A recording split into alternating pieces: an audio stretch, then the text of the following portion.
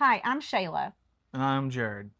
We're with Whitetail Exteriors, and I'm going to talk about LegalZoom today and what we did when we first started the business on making sure that what we wanted to do. I did go to LegalZoom, and that's where I try to figure out the name. I don't even know if LegalZoom even exists at this point. I think it does. Yes, it does. And so you could look into that for getting an LLC. We were an LLC for years because, it takes a bit to become an S Corp, which is what we are now. So I recommend that highly whenever you're first starting out. So whatever you're trying to do, go to LegalZoom if it's available. And there might be better ones now. So I'm not sure on that. But also I was going to talk about getting he did get his license for irrigation because that was one of the things that we Hmm. were doing early on.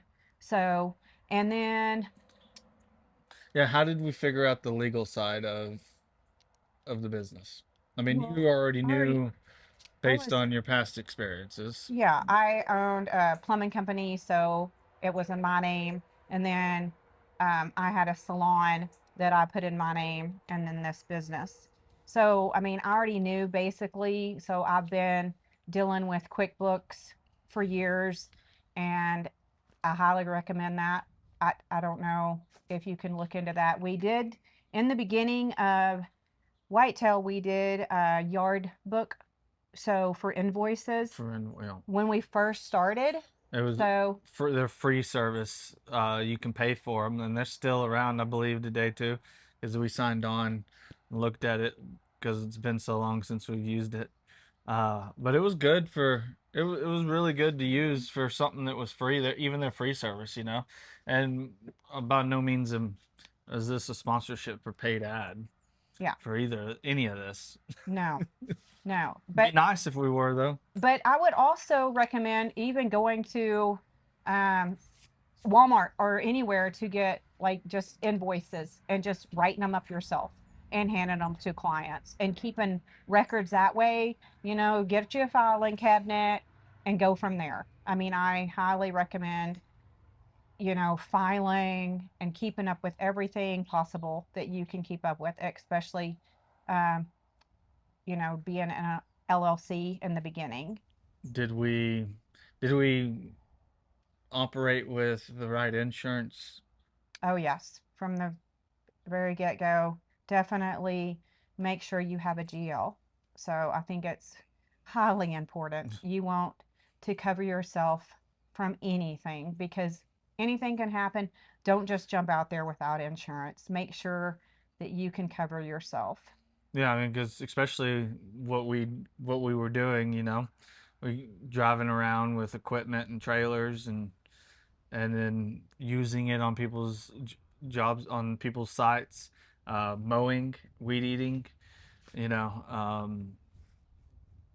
you hit something with one of those and break a window or something like that. I mean, even starting out, small and early on. I mean, even one small mistake like that, and you have to pay for it out of pocket, then it could it could do a lot of damage to you. Yeah, workers' comp, and a general liability for sure. I would also, recommend just getting. I can't even think what I was going to say. Lord, Lord help me. That's not Getting good. Um, I was going to talk about the equipment. So, oh, what equipment? I'm going to have to cut that out. you know, So, what equipment we first started with when we first started out? I mean, we went for we went for it. So, well, we only had one vehicle for the business to start out. Um, which is always going to be a we already Ford. we already had a trailer. We already had a 16-foot utility trailer, so we could use that to haul equipment. But I knew, especially with lawnmowers and stuff, we wanted to get a landscape trailer, so we drove to Paris from Houston to pick up a landscape trailer. Yeah. and still have it today, and I use it occasionally for stuff. Um, I talked you into buying a MT85, Which I is, love. but it took me a while to talk you into it. I love that machine. But because I knew I was wanting to do big jobs right away, so but when it was they were brand new. They were an MT55 the year we started. They finally came out with an MT85. We had to order it, so we had to wait a few months to get it, which was fine. But then we also bit the bullet and bought a dump trailer. And we might have overpaid for that dump trailer back in the day, but I mean, I Probably did with interest. yeah, but we wouldn't have the business anywhere close to what we have if it wasn't for that dump trailer. As I mean, it's opened up plenty of possibilities. It's I mean, the company's not in business anymore. We bought it from, but it's the best dump trailer out there. Um, it's still I still use it today.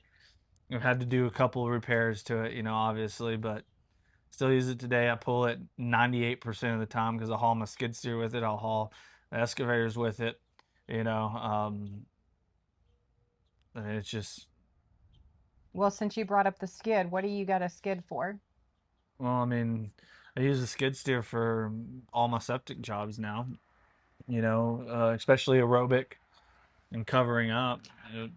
Use it to trench for the sprinkler headlines and cover up, but use it for everything too. I mean, building gravel roads, cutting in roads. I use it for on the metal building projects. I mean, Yeah.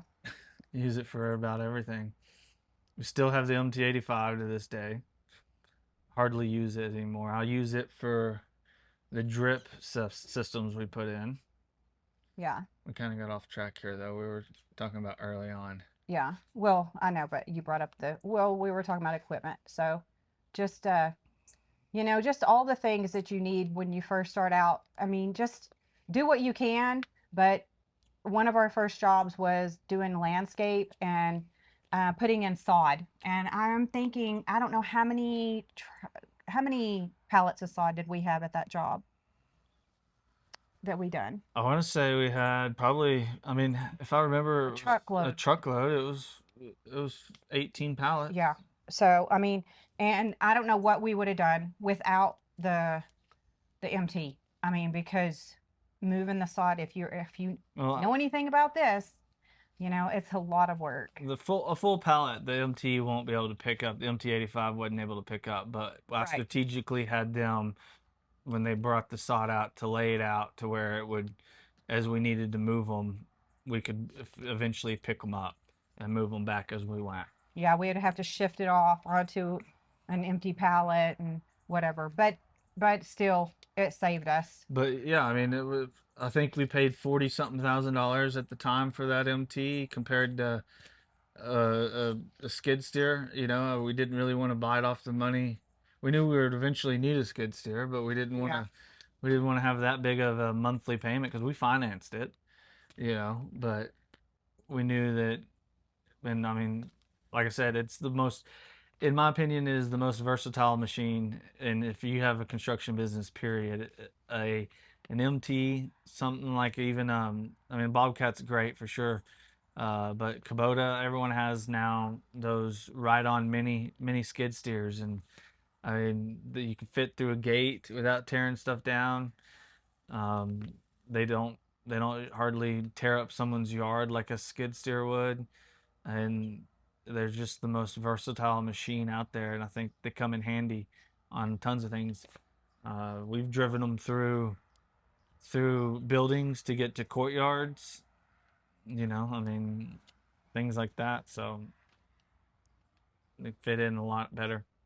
But yeah, we're just trying to give you ideas of what and how we started the business out. And if you've got any questions, comments, please ask anything you would like about getting started. I'm willing to give you any information that I can. But any closing thoughts on the equipment or anything else that we've left out on starting?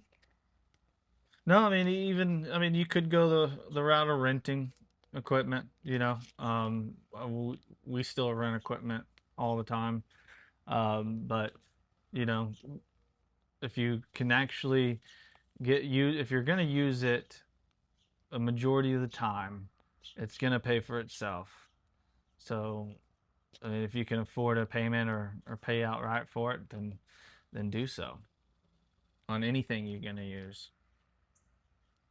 Yeah, I mean, to me, you have to weigh out the odds of, or the pros and cons whenever you rent something. Well, if you're, all the maintenance that has to be done on it and the upkeep. So, and and are you going to be using it? How often are you going to be using it if you bought it, if you purchased it outright?